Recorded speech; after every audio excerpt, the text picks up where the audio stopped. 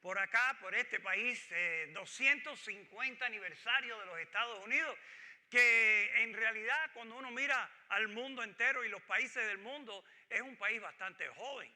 Porque si miramos ahí a Inglaterra y Francia y otros países, tienen cientos y cientos de años, algunos miles de años, pero somos bastante jóvenes. Pero gracias a Dios que en mi opinión vivimos en el país mejor del mundo, con mucho respeto a todos los países que están representados aquí, pero yo creo que las libertades y las oportunidades que este país ha dado en su historia es inigualable, y la prosperidad que cualquiera puede tener viniendo para este país y trabajar y hacer cosas buenas es increíble lo que Dios ha hecho con este país. Pero bueno, vamos a hablar de algunos holidays, días feriados. ¿Cuáles son los días feriados que a usted más le gusta? A ver, díganme uno. Ninguno, ¿eh? Thanksgiving, tremendo día, un día de acción de gracias que yo no sé si todos los países lo tienen, pero este país decidió tener ese día para recordar que Dios salvó la vida de esos peregrinos, porque el primer invierno, cuando vinieron acá, ya fueron por donde hoy es Massachusetts, y hubo un invierno increíble que mató a muchas personas, a muchos de ellos, pero Dios en su soberanía, su poder y misericordia les salvó y le preservó la vida a muchos. Y por eso, y claro, algunos indios estaban por ahí, ayudaron también, gloria a Dios por eso. Pero bueno, ese es un tremendo día. ¿Y qué otro día feriado les gusta? Navidad, tremendo día la Navidad. ¿Qué otro día? 5 de mayo, ¿qué dijiste? El Día del Padre. Oye, ¿verdad que sí? Ya casi nadie celebra el Día del Padre, pero eso es importante. Cumpleaños. El tuyo. Vamos a acordarnos de eso el año que viene, no te preocupes. ¿Alguno más? ¿Alguno?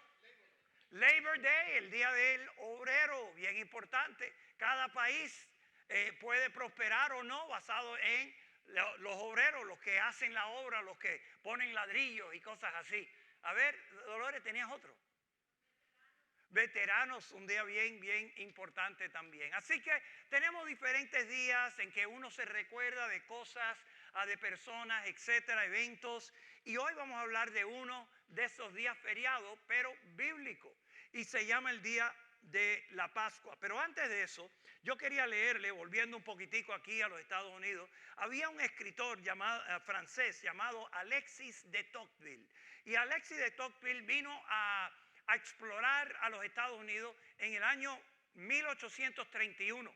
Y quiero que vean lo que él escribió después de explorar aquí y allá y mirar los Estados Unidos. Dijo esto: buscaba la grandeza de los Estados Unidos en sus grandes puertos, sus amplios ríos, sus fértiles campos y bosques sin límites. Y no estaba allí. La busqué en sus ricas minas, en sus vastos comercios mundial, en su sistema de escuelas públicas y en sus instituciones de educación superior. Y no estaba allí. Lo busqué en su Congreso democrático y en su Constitución inigualable. Y no estaba ahí. No fue hasta que entré en las iglesias de América y escuché sus púlpitos arder con justicia que entendí el secreto de su genio y poder.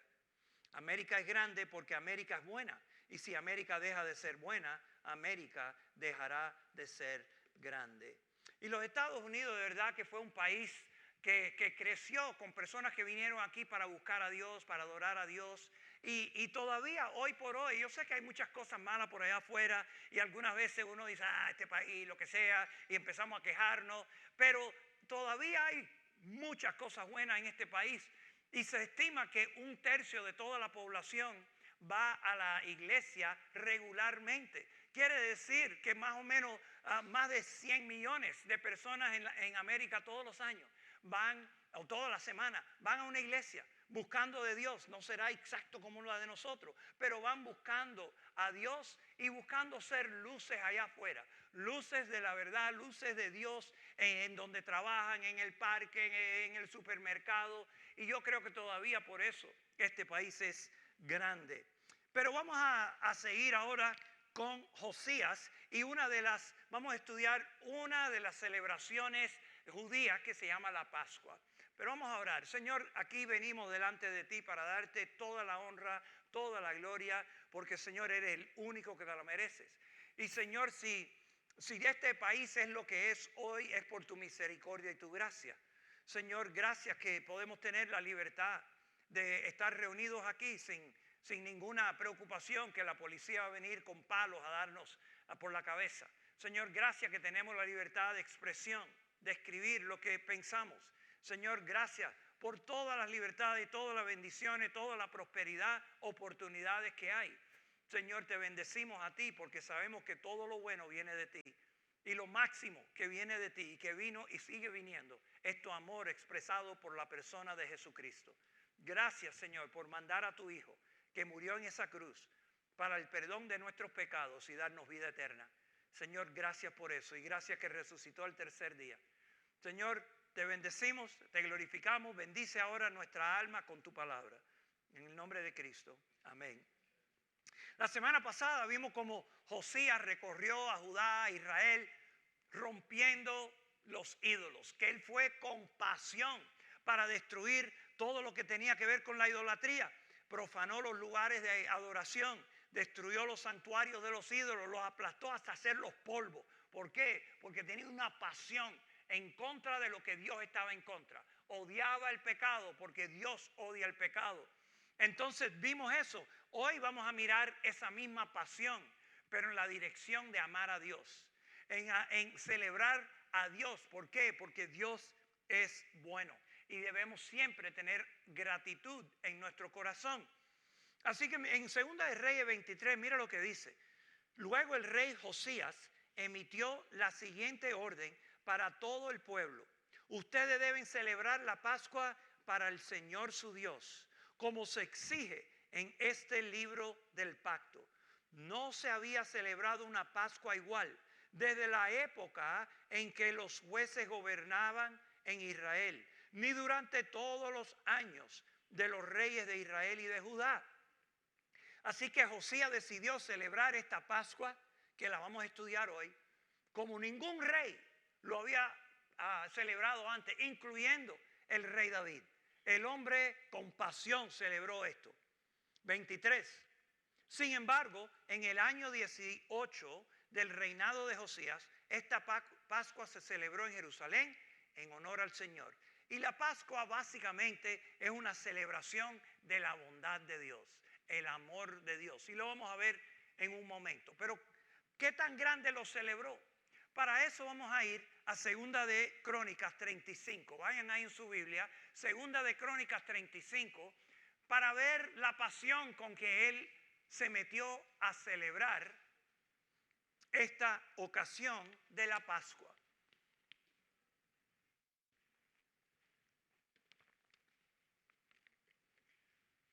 Y vamos a leer varios versos de aquí de 2 Crónicas 35. Otra vez, como hemos dicho, el libro de 2 de Reyes y Crónicas van bastante juntos, hacen casi las mismas historias y muchas veces se complementan. 2 Reyes, que Josías celebró como nadie, aquí lo va a dar en detalle. Dice, versículo 1, Josías anunció que se celebraría la Pascua del Señor en Jerusalén y entonces se sacrificó el cordero de la Pascua el día 14 del primer mes. Josías también asignó los sacerdotes de sus responsabilidades y los animó en su trabajo en el templo del Señor. Vamos a bajar al verso 7. Después Josías proveyó 30,000 corderos y cabritos para las ofrendas de la Pascua del pueblo, junto con 3,000 cabezas de ganado. Todos eran de los rebaños y manadas del rey. Aquí vemos al rey siendo generoso. Él entregó 30,000 corderos. ¿Ustedes saben cuántos son 30,000 corderos? 30,000. Okay, es bastante, es un número grandísimo, donde él los dio. ¿Para qué? Para que el pueblo pueda celebrar en grande. Esto era una mega celebración. Y no solo eso, 3,000 cabezas de ganado, 3,000 vacas para que, y déjeme decirle, estos sacrificios no eran que estaban matando los animales y botando, eran matando, poniéndolos al fuego para comer. Era una gran celebración al Señor. Verso 8. Los funcionarios del rey también hicieron contribuciones voluntarias al pueblo, a los sacerdotes y a los levitas. Hilcías, Zacarías y Jehiel, administradores del templo de Dios, dieron a los sacerdotes 2,600 corderos y cabritos y 300 cabezas de ganado como ofrenda de la Pascua. Los jefes de los levitas, Conanías y sus hermanos, Semaías y Natanael, al igual que Hasabías, Jehiel, Josabad, dieron 5,000 corderos y cabritos y 500 cabezas de ganado a los levitas para sus ofrendas de la Pascua. Aquí los líderes de Judá vieron a su rey como dio tanto cabritos y ovejas y ganado, y ellos se motivaron y dijeron, hey, vamos a nosotros también ser generosos, y sacaron y ellos también dieron miles y miles para esta gran celebración de la Pascua. Vamos a bajar al verso 15. Los músicos descendientes de Asaf estaban en sus lugares asignados y seguían las órdenes que había dado David, Asaf, Emán, Jedutún, videntes del rey. ¿Qué es lo que hacían los músicos? Tocaban música, es obvio, y cantaban al Señor. Aquí una vez más vemos la gran importancia de la música, de adorar a Dios con música y canción. Y quiero repetirle cosas que le he dicho antes. Nosotros todos debemos estar aquí a tiempo, porque la música que nosotros cantamos aquí no es simplemente para esperar los que llegan tarde para que estén en la reunión de verdad, cuando empecemos a la palabra. La reunión empieza cuando empieza la música. La adoración empieza cuando empezamos a entonar la primera canción para alabar a Dios. Y esto no es algo moderno, esto no es un show, esto no es un concierto. Esto es la adoración a Dios como hemos estado adorando a Dios por miles de años. Así que los músicos empezaron a hacer lo suyo. Los porteros cuidaban de las puertas y no era necesario que se alejaran de sus puertas de servicio, porque sus hermanos levitas les preparaban sus ofrendas de la Pascua. 16. Toda la ceremonia de la Pascua del Señor se terminó en ese día. Todas las ofrendas quemadas fueron sacrificadas en el altar del Señor, como lo había ordenado el rey Josías. Todos los israelitas que estaban presentes en Jerusalén celebraron la Pascua y el festival de los panes sin levadura durante 7 días. Esta era una celebración de 7 días. Nosotros tenemos un día, un holiday, es un día, 2 días. No, esta gente 7 días. Empezaba con la Pascua y seguía con lo que se llamaba la fiesta del pan sin levadura. Por 7 días había celebración. 18. Desde los tiempos del profeta Samuel no se había celebrado una Pascua semejante. Ninguno de los reyes de Israel jamás había celebrado la Pascua como lo hizo Josías, porque hizo participar a todos los sacerdotes y levitas, a todo el pueblo de Jerusalén y a la gente de toda Judá e Israel. Esta Pascua se celebró en el año 18 del reinado de Josías. Con la misma pasión que aplastó los ídolos, ahora estaba celebrando para Dios, con todo su corazón. El hombre tenía pasión por Dios. La fiesta de la Pascua era una celebración de la bondad de Dios. Pero ¿qué exactamente estaban celebrando? Para eso vamos a mirar Éxodo capítulo 12. Vayan ahí conmigo y vamos a ver un poquito de la historia. ¿Cómo comenzó esta fiesta, este tiempo festivo? Empezó en Egipto. Para entender bien lo que vamos a leer, los israelitas eran esclavos en Egipto. Se habían ido los israelitas cuando eran una tribu de 70 personas. Jacobo llevó a sus hijos, su familia para allá porque había comida allá y no había comida en Canaán. Entonces ahí se desarrollaron. Con el tiempo la gente de Egipto pues esclavizaron a los israelitas. Y después de 400 años de estar ahí, cientos de años de esclavos, Dios levantó un hombre, un líder. Cuando Dios quiere hacer algo, siempre levanta un líder. levantó un líder llamado Moisés. Le dijo: Moisés, tienes que regresar a Egipto y sacar a tu pueblo. Yo lo voy a sacar con una mano poderosa. Al principio Moisés como que no quiso ir. Ay, no, busca otro. Bueno, Dios lo persuadió a ir. El tipo tenía 80 años, ya estaba en Social Security, tú sabes, el tipo estaba viejito, pero Dios dice: hey, no me importa tu edad, dale. Y fue para allá. Y Dios, el plan de Dios es que iba a derramar 10 plagas, 10 juicios sobre Egipto. Así que no lo iba a sacar fácil. Él quería que el mundo entero supiera que el Dios de Israel era el Dios verdadero. Así que le trajo, le mandó la plaga de mosquitos y moscos que estaban por ahí, y hasta que el rey dijo: ay, ok, ora por mí, ok. Entonces vino plaga de ranas, y había ranas por todos lados, hasta en el palacio del rey, hasta en la sopa del rey había una rana. Y entonces el rey dijo: ok, ora por mí, ok. Moisés oraba. Después vino la oscuridad, dice que no se podía ver ni la mano, la gente no se veía en la mano, una oscuridad terrible. Después vinieron otros, y al final era el más difícil, el más duro, que era la plaga del primogénito, donde Dios dijo que iba a matar al varón primogénito de cada hogar, que iba a mandar un ángel y el primogénito iba a morir, incluyendo en Israel, en todo Egipto, incluyendo a los israelitas. Pero a los israelitas les dio un plan, les dio una forma donde se podían escapar de esta plaga. Eso es lo que vamos a leer ahora. Éxodo 12. Dice: mientras los israelitas todavía estaban en la tierra de Egipto, el Señor dio las siguientes instrucciones a Moisés y a Aarón. A partir de ahora, este mes será el primer mes de año para ustedes.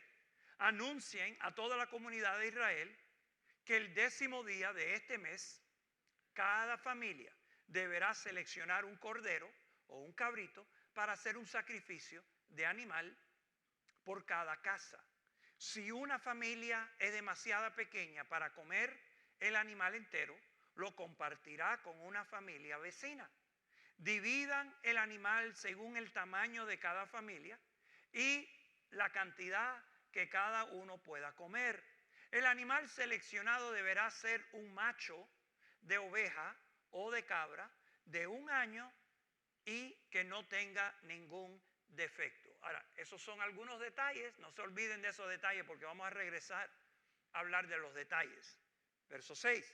Cuiden bien el animal seleccionado hasta la tarde del día 14 de este primer mes. Entonces toda la asamblea de la comunidad de Israel matará su cordero o cabrito al anochecer. Después tomarán parte de la sangre y la untarán en ambos lados y en la parte superior del marco de la puerta de la casa donde comen el animal. Así que tenían que matar al animal, lo iban a comer, pero antes de eso la sangre lo agarraban un poco, y como ven, este hombre aquí poniendo la sangre alrededor de la puerta. Verso 11, vamos a bajar al 11. Estas son las instrucciones para cuando coman esa comida. Estén totalmente vestidos, lleven puestas las sandalias y tengan su bastón en la mano. Coman deprisa, porque es la Pascua del Señor. Ahora, ¿por qué tenían que estar vestidos con un bastón, con los tenis shoes, listos para ir, no en pijama? Porque en esa misma noche, cuando el rey oiga los gritos de la gente, que el primogénito se había muerto en cada hogar y en su propio hogar, ya el rey se iba a dar por vencido. Esta era la última de 10.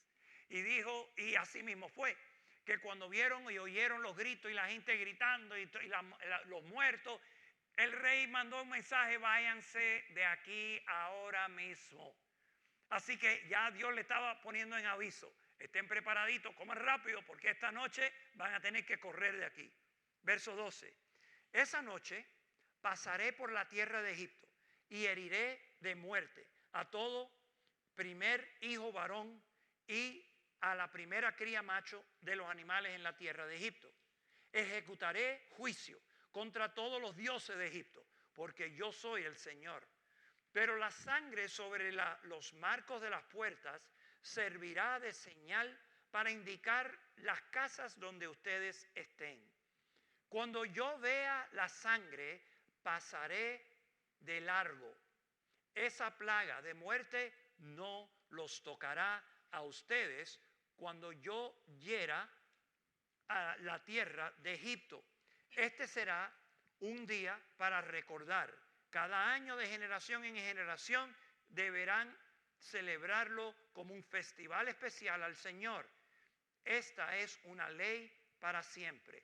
Miren una vez más el verso 13, cuando dice que el ángel, o yo, dice Dios, yo vea la sangre, pasaré de largo. La palabra Pascua quiere decir pasar o saltar, literalmente, una palabra hebrea.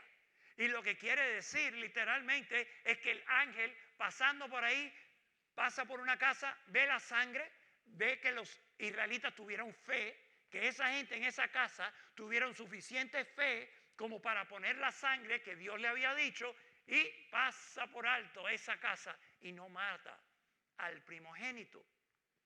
Entonces la Pascua fue una celebración del amor y la misericordia de Dios en no matar al primogénito. Lo salvó de la muerte al primogénito y también lo salvó de la esclavitud, porque ese mismo día iban a salir libres. La Pascua es una celebración de la bondad de Dios. Déjame darle 3 aspectos de la Pascua. Primero, es un tiempo para mirar atrás. La Pascua es un tiempo, Pascua judía es un tiempo para mirar hacia atrás. Es un memorial.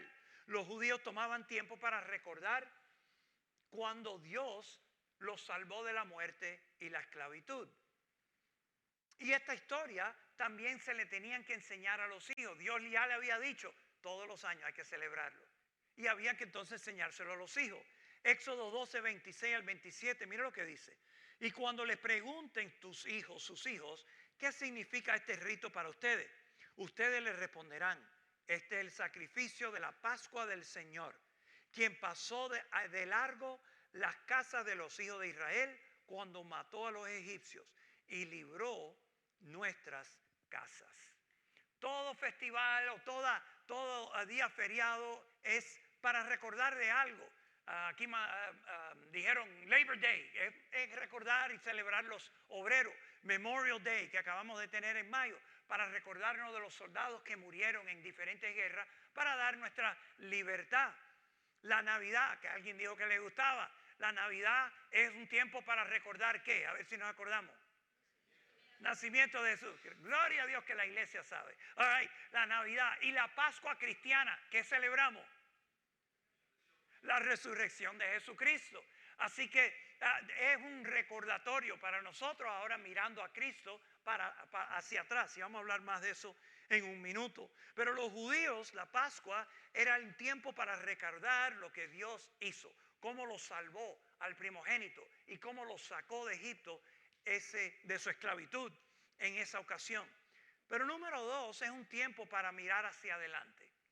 Los judíos en esa primera época, los primeros, tal vez no entendían completamente el simbolismo del sacrificio del cordero.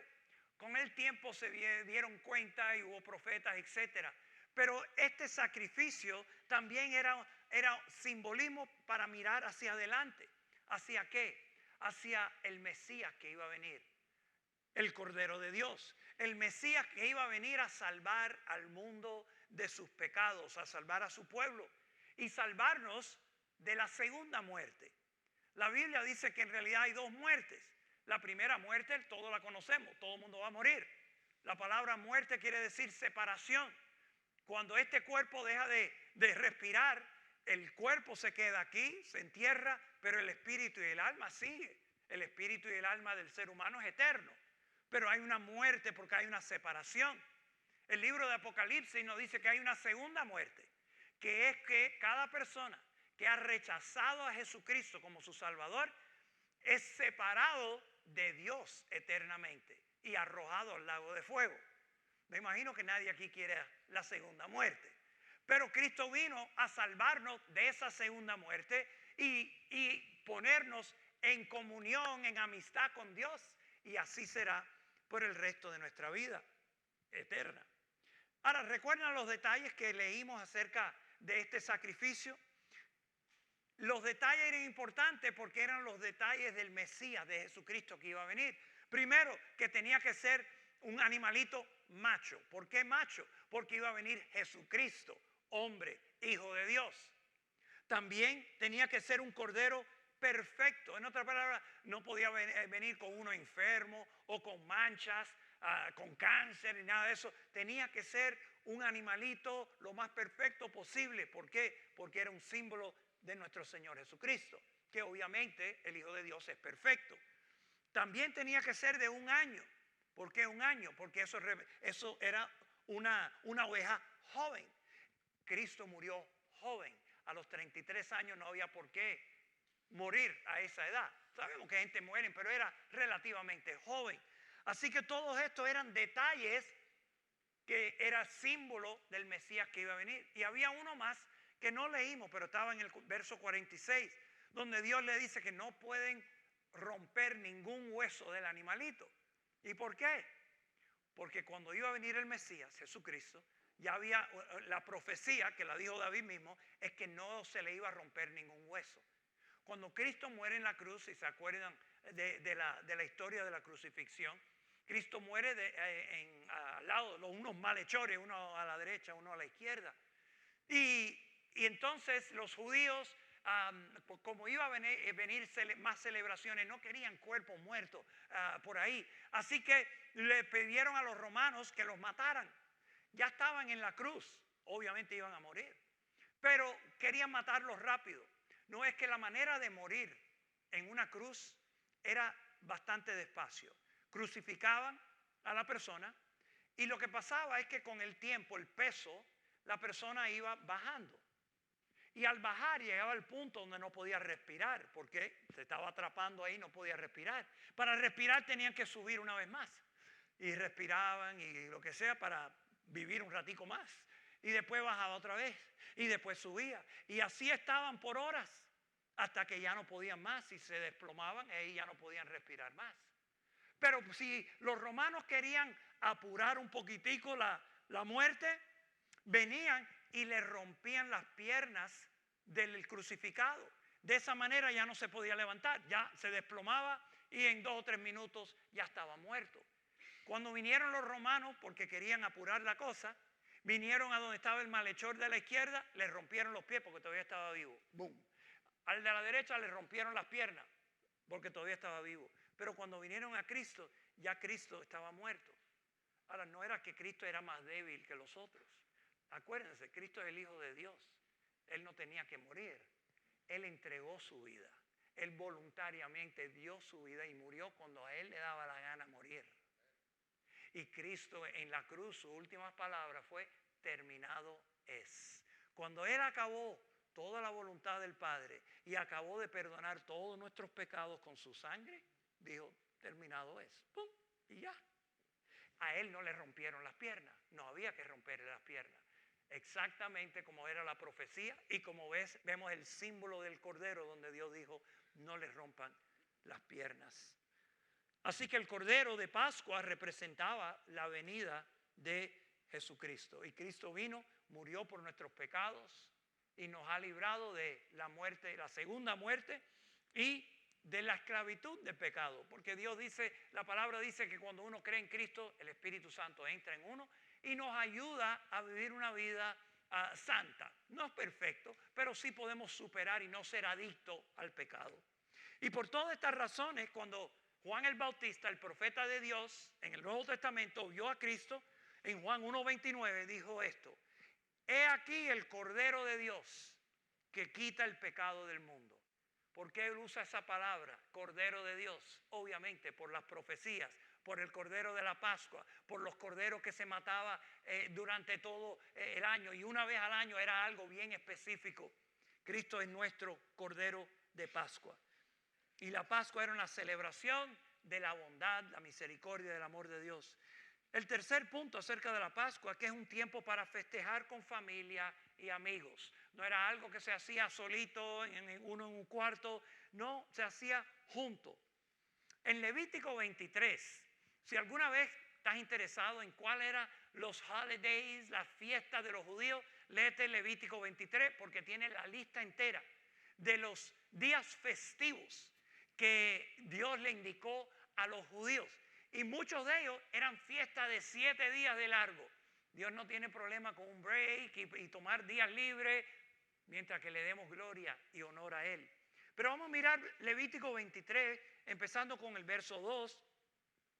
Y dice así, da las siguientes instrucciones al pueblo de Israel. Estos son los festivales establecidos por el Señor, los cuales ustedes proclamarán como días oficiales de asambleas santas. Fíjense, asamblea santa, el pueblo unido, juntos para adorar a Dios. Y después, no lo vamos a leer, pero después sigue con el día sábado, que había que descansar el día sábado. Pero sigue entonces en el verso 5, el primer fiesta dice, la Pascua del Señor comienza a la caída del sol en el día 14 del primer mes. Y lo que quería que se fijen simplemente es que estas festividades eran colectivas. Era para estar con familia, con hermanos en Cristo, en este caso los judíos, estar juntos para celebrar. Aquí viene la última pregunta. ¿Cómo puedo celebrar la bondad de Dios? Todos queremos celebrar que Dios es bueno, que Dios nos amó, que Cristo vino, se sacrificó por nosotros. Les voy a dar 3 ideas. La primera es celebro la cena del Señor junto con mis hermanos en Cristo. La cena del Señor.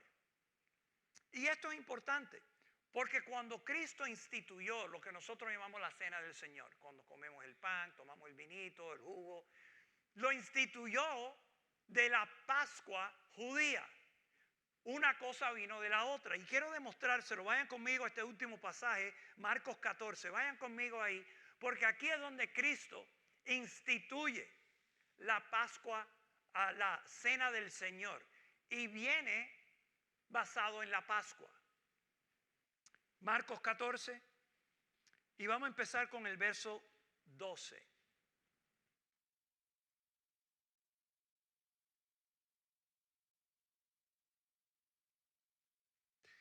Y dice así, el primer día del festival de los panes sin levadura, cuando se sacrifica el cordero de la ¿qué? De la Pascua. Así que aquí está Cristo, estamos al final de la vida de Cristo y está celebrando la Pascua con sus discípulos. Dice, los discípulos de Jesús le preguntaron, ¿dónde quieres que vayamos a prepararte la cena de la Pascua? Iban a celebrarlo ese mismo día. Y Cristo les dice, vayan aquí, hagan esto, bajen al verso 16. Dice, entonces los dos discípulos entraron en la ciudad y encontraron todo como Jesús le había dicho. Y allí prepararon la cena de la Pascua. Vamos a bajar al verso 22. Mientras comían, Jesús tomó un poco de pan y lo bendijo. Luego lo partió en trozos, lo dio a los discípulos y dijo, tómenlo, porque esto es mi cuerpo. Y tomó en sus manos una copa de vino y dio gracias a Dios por ella. Se la dio a ellos y todos bebieron de la copa. Y les dijo, esto es mi sangre, la cual confirma el pacto entre Dios y su pueblo. Es derramada como sacrificio por muchos. Les digo la verdad, no volveré a beber vino hasta el día en que la beba de nuevo, en el reino de Dios. Luego cantaron, otra vez música, cantaron, tal vez no había música, pero era canción. Cantaron un himno y salieron al monte de los olivos. Lo que nosotros llamamos la cena del Señor salió de la Pascua. Cristo teniendo la cena de la Pascua y fue ahí donde Él instituyó la Santa Cena o la cena del Señor. Y el símbolo o el simbolismo de la Pascua se cumplió en la muerte de Jesucristo. Nosotros cuando tenemos la Santa Cena nos recordamos del sacrificio de Cristo en la cruz. Nos recordamos de lo que Él hizo. Por eso tenemos el pan y el jugo para recordar lo que Él hizo y comemos y tomamos. Pero también miramos hacia adelante. Hay una parte profética en esto. Porque Cristo dijo a los discípulos, no voy a beber de este vino con ustedes hasta otra vez en el reino de Jesucristo que va a venir un día. En ese reino, lo primero que va a pasar cuando Cristo regrese, y va a regresar, vamos a estudiar esto en unos cuantos meses. Cuando Cristo regrese, va a regresar con todos nosotros ahí en caballos blancos, andando para abajo, con victoria. Y lo primero que va a pasar es las bodas del Cordero. una fiesta y un banquete donde nos dicen los profetas del Viejo Testamento que vamos a comer manjares. ¿Ustedes saben lo que son manjares? Toño, ¿qué es un manjar? Una comida excelente. Imagínate, los ángeles van a ser los chefs y van a hacer una comida, una carne asada, un churrasco, los mejores tacos. Olvídate de los tacos José, esos son buenos, pero los tacos bíblicos, los tacos del Señor van a ser lo mejor que hay. Así que, y dice que vamos a comer y tomar un vino que va a estar exquisito. No se preocupen, nadie se va a emborrachar, ¿ok? No se preocupen, tomen y no se preocupen por eso. Y vamos a comer. Yo estoy esperando con ansias ese día, porque voy a poder comer lo que que te da la gana, sin estar pensando, ay no, eso me da acidez, ay no, eso me sube el azúcar. Ay, nada, se acabó todo eso. Y voy a comer hasta reventarme. Yo no sé, pero...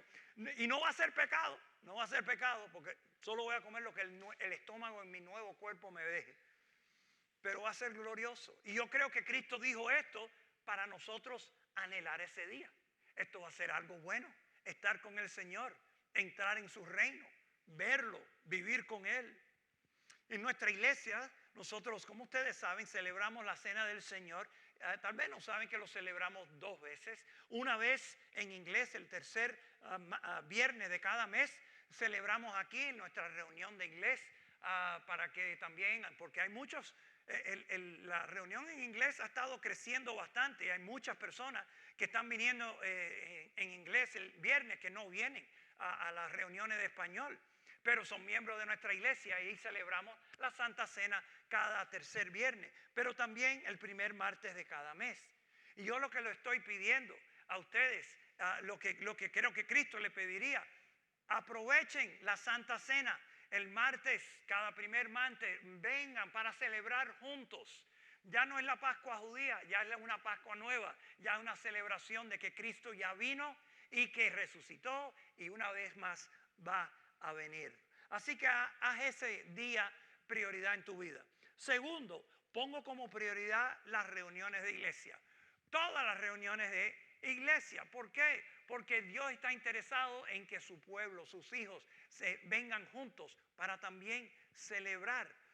En la primera iglesia que fue en Jerusalén, venían juntos para celebrar a Cristo y la Santa Cena. Vamos a mirar esto juntos. Esta es la primera iglesia, libro de Hechos, verso 22. Pedro acababa de predicar el evangelio. Se salvaron 3,000 personas. La primera iglesia fue bastante grande, esa primera iglesia. 3,000 personas se salvaron. Y mira lo que dice Hechos 2:46. No dejaban de reunirse unánimes en el templo ni un solo día. De casa en casa partían el pan. ¿Qué quiere decir eso? Es la Santa Cena. Tenían la Santa Cena. Partían el pan para recordar a Cristo y compartían la comida. Eran 2 cosas que ponían en uno. Siempre había una cena y entonces tenían la Santa Cena, la Cena del Señor, adentro de lo que era el comer juntos los santos. Dicen, ¿cómo lo hacían? Con alegría y generosidad. En algunos círculos la Santa Cena es un poco como hay que deprimirse. En realidad los hermanos en la primera iglesia no estaban deprimidos, estaban con alegría. Estaban recordando algo bueno. Cristo vino, murió por nosotros. Ahora es algo serio, pero era con alegría. Y alabando a Dios y disfrutando de la estimación general del pueblo. Y cada día el Señor añadía al grupo los que iban siendo salvos. Los hermanos se estaban reuniendo ahí en esa primera iglesia y salían con alegría, así que iban a su trabajo o iban al mercado con alegría y hablando de Cristo a donde quiera. Hablaban del Señor y la gente se salvaba y se unía más y más personas. Ahora yo sé que aquí dice que la primera iglesia se reunía todos los días. Obviamente es algo imposible en una era moderna con todas las cosas que hay que hacer, pero por lo menos los animo a comprometerse por lo menos con 2 de nuestras reuniones. La reunión general de la iglesia y la reunión de grupos y obviamente la Cena del Señor una vez al mes. La reunión de grupos también es importante. Si no estás en un grupo los animo altamente. métete en un grupo. ¿Por qué? Porque ya ahí es un grupo más pequeño, un grupo donde uno puede interactuar, crecer en su amistad unos con otros, siempre se come algo. Así que las dos cosas son importantes, esta reunión y la de grupos también. Esta gente en Jerusalén se reunían todos los días porque era parte de la cultura. La cultura judía de esos días, a ciertas horas, todo cerraba, iban al templo para orar. Así que ya todos los días había una rutina, pero eso no existía en los otros lugares de los gentiles y hoy tampoco. Pero sí, por lo menos debemos estar comprometidos con estas dos reuniones y la reunión de la cena del Señor. ¿Y cuál era el propósito? ¿Con qué fin Dios quiere que nos reunamos? Y aquí lo vamos a ver claramente. Hebreos capítulo 10 dice así, Hebreos 10:23, el apóstol escribe: mantengámonos firmes en la profesión de nuestra esperanza sin vacilar. En otras palabras, ¿qué es nuestra esperanza? Fe en Cristo. Aguanten su fe en Jesucristo sin vacilar, porque fiel es aquel que prometió. Dios es fiel. Si Dios dice que nos va a llevar al cielo por fe en Cristo, aguantémonos de eso, porque Dios es fiel. 24. Consideremos cómo estimularnos unos a otros al amor y a las buenas obras. Animándonos unos a otros. Ahí vemos el propósito de reunirnos. No dejando de congregarnos, las reuniones, como algunos tienen por costumbre, sino exhortándonos unos a otros, y mucho más al ver que el día se acerca. Aquí tenemos el propósito de reunirnos para poder estimularnos, animarnos en el Señor, orar unos por otros, tener comunión. Y lo que yo encuentro, siempre he encontrado un poco difícil de creer, pero dice aquí que algunos ya tenían por costumbre no reunirse. Esta es la primera iglesia del primer siglo. Y ya había gente que después de 1 o 2 años ya inventando excusas. Ay, no, hoy no, creo que me va a doler el estómago, siento algo aquí. Entonces no puedo ir a la iglesia. Ay, es que me picó un mosquito aquí ayer en la playa y no sé si se me va a infectar, no puedo ir. Cualquier excusa por no ir a la iglesia. Dice Pablo, déjense de la bobería. Vengan juntos para animarse. Yo no sé si ustedes saben, pero durante COVID, después de COVID, que las iglesias empezaron a reunirse otra vez, mucha gente ya estaban desanimada, porque había meses que no se reunieron y ya se empezaron a desanimar. Por eso Pablo, sin saber que venía COVID, pero ha venido muchas plagas en el mundo, pero dice, hey, reúnanse, hay que reunirse, hay que animarse. Ay, no mande, yo animo a la gente por WhatsApp, yo le mando un textico así con un versículo. Hey, eso es bueno, sigan haciéndolo, pero no es suficiente. No hay nada como verse cara a cara, como darse un abrazo, como poder hablar, orar unos por otros. Eso es el propósito de la iglesia. Animarnos a mantener fe, animarnos hacia el amor, las buenas obras, animarnos a no rendirnos, porque Cristo viene pronto. No sé si vieron la última parte del verso, mucho más al ver que el día se acerca. ¿Qué quiere decir?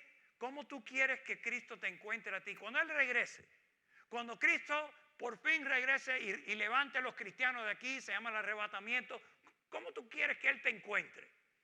Adorando a Dios, haciendo cosas buenas, buenas obras, viviendo tu vida para el Señor.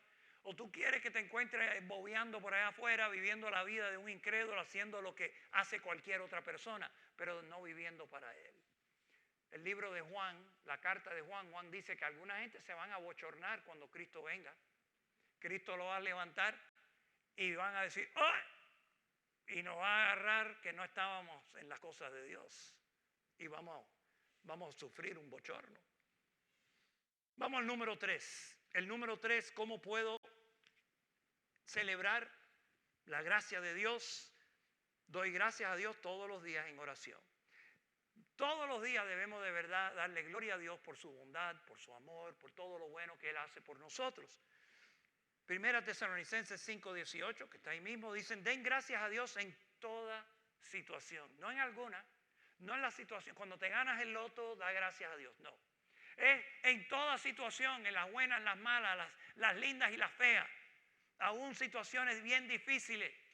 Tal vez no nos gusta lo que nos pasó, obviamente nos va a pasar cosas que no nos gustan, Pero en el medio de eso podemos decir, Señor, aún en esta dificultad, enfermedad, perdí el trabajo, lo que sea.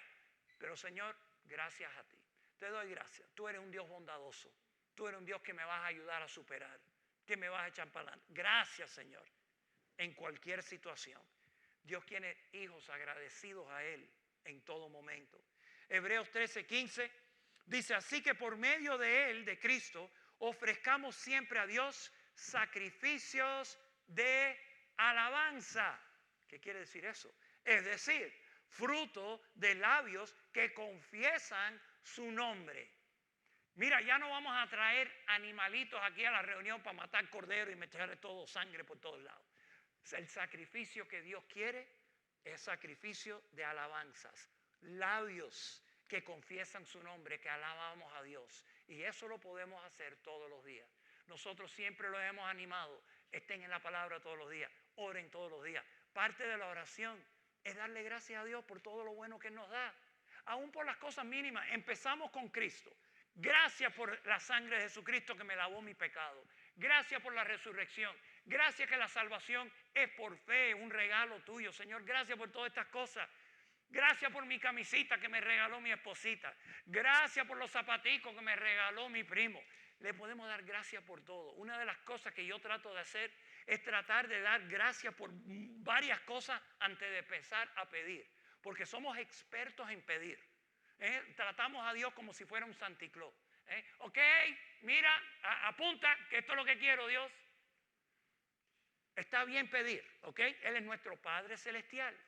Pero antes de pedir, ¿ustedes no creen que tal vez Él quiera que lo alabemos un poco, que hablemos con Él, que Él es nuestro Padre? Gracias y darle gracias. Algunas veces yo me esfuerzo por dar gracias a Dios por 10 cosas antes de empezar a pedir. Solo para estimular mi corazón a ser agradecido. Y no ser un hijo que solo viene a pedir, papi, quiero esto, papi, dame $10, papi. No, necesitamos de verdad tener un corazón agradecido con nuestro Dios. Así que, hermano, celebremos la bondad de Dios todos los días, empezando en oración en nuestro corazón, pero también reuniéndonos aquí para estimularnos, cantarle al Señor, oír su palabra, arrepentirnos donde hay que arrepentirse y echar para adelante. Y en la cena del Señor, pues ahí enfocamos muy bien lo que es gracias a Dios por la muerte y resurrección de nuestro Señor Jesucristo.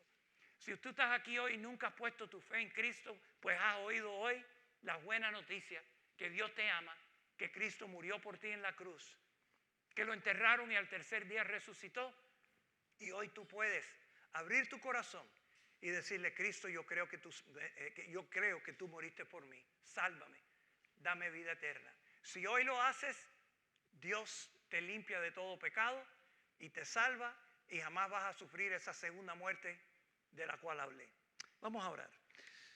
Señor, gracias te damos. Estamos aquí un día para celebrar tu bondad, celebrar con ansias, como lo hizo Josías, un hombre que con una tremenda pasión celebró la Pascua. Y nosotros queremos venir, Señor, con corazones abiertos, corazones agradecidos, para decirte también gracias por nuestro Señor Jesucristo. Señor, como escribió la canción nuestro hermano hace tiempo, ¿qué sería de mí? ¿Qué sería de mí sin ti, Señor? ¿Qué sería de nosotros? ¿Dónde estuviéramos nosotros? ¿En qué cárcel estuviéramos, Señor? ¿Con cuántas mujeres estuviéramos, Señor? ¿Cuántas peleas nos hubiéramos metido, Señor, si no fuera por ti? Señor, reconocemos que todo lo bueno viene de ti, de tu corazón, de tu mano. Señor, gracias te damos. Y si estás aquí y nunca has puesto tu fe en Cristo, ahora mismo dale gracias a Cristo que murió por ti. Y dile, Cristo, creo en ti, creo que me salvaste. Límpiame de mis pecados. Pongo mi fe en ti. Cuando una persona hace eso, la Biblia dice que pasa de muerte a vida, de tinieblas a luz. Es el mejor regalo que puedes recibir, la vida eterna, con Cristo por una eternidad. Señor, te bendecimos. Y ahora, Señor, te pido que aceptes el sacrificio de alabanza mientras te cantamos a ti, Señor, con el corazón y con nuestra boca, en el nombre de Cristo. Amén.